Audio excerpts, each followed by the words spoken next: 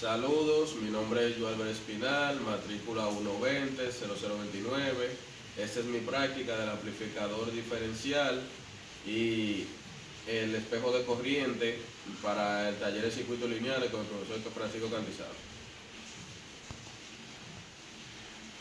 Entonces, como podemos ver a continuación, aquí tenemos nuestro diagrama del circuito. Esta primera parte de aquí es el amplificador diferencial y el espejo de corriente, nuestro respectivo cálculo, y aquí tenemos el circuito montado. Entonces, esta primera parte de aquí es el espejo de corriente y el amplificador diferencial. Entonces, en nuestros cálculos tenemos que el IX que nosotros buscamos nos da 0.00116 amperes. Si lo redondeamos nos da 0.000120, que eso serían unos 120 microamperes. Entonces, si nosotros ponemos nuestro tester en amperes, en este caso, para nosotros poder medir esa corriente X, lo que vamos a hacer es abrir la resistencia de colector del espejo de corriente,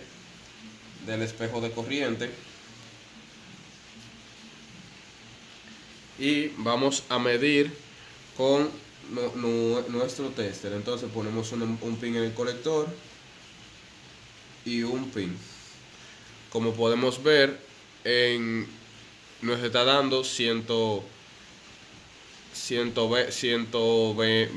una discrepancia de 122 microamperes.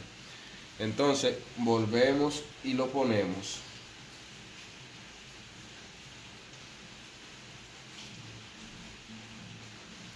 Como es un espejo de corriente, tiene que proporcionarnos la misma corriente de ambos lados de los transistores.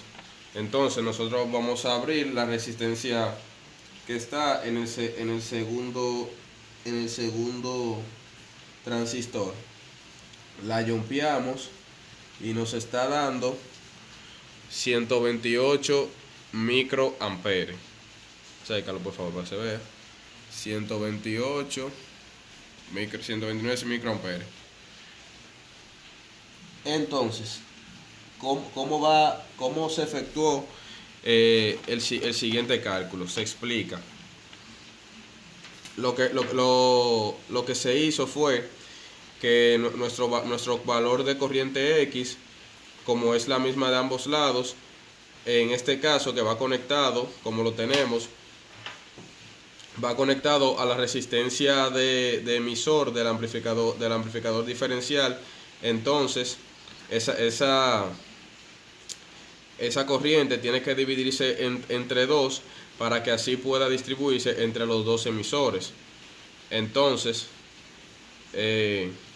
eso lo dividimos entre dos, esos 120 microamperes, y nos va a dar 0.0066 microamperes nos va a dar. Entonces, nosotros en este análisis del amplificador diferencial, como hay dos formas de analizar un amplificador diferencial, es con sus dos entradas a diferentes fuentes, o una tierra y una alimentación.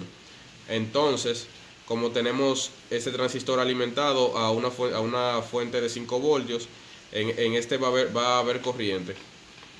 En planos de cálculo, la corriente que nos dio del emisor, que es 0.006, o sea 6 microamperes, como se supone que se divide entre los dos colectores, esa corriente de colector se divide entre dos, y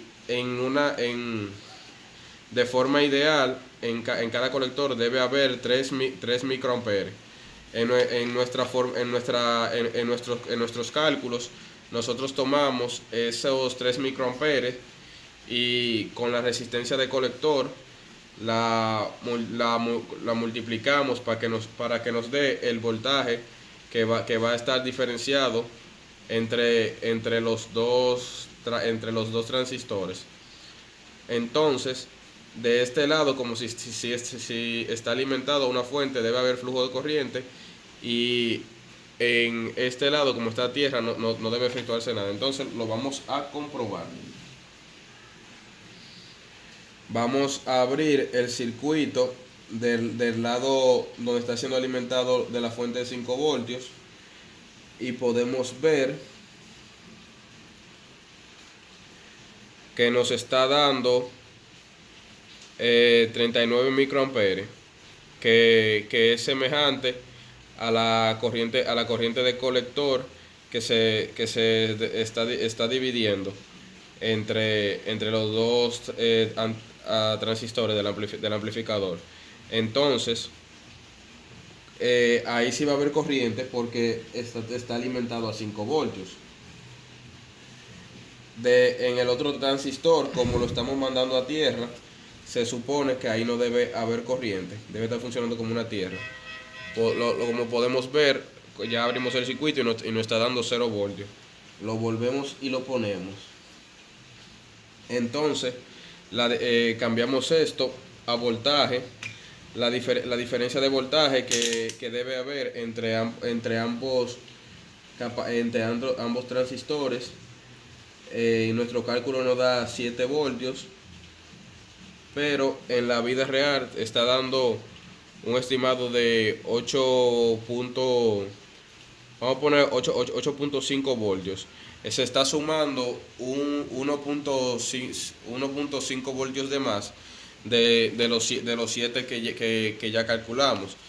Eso se debe, puede ser, aunque los transistores sean de la misma numeración, los valores de beta pueden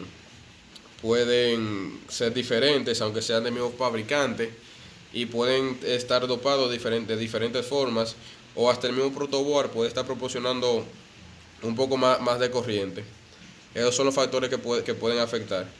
Muchas gracias, este fue mi video.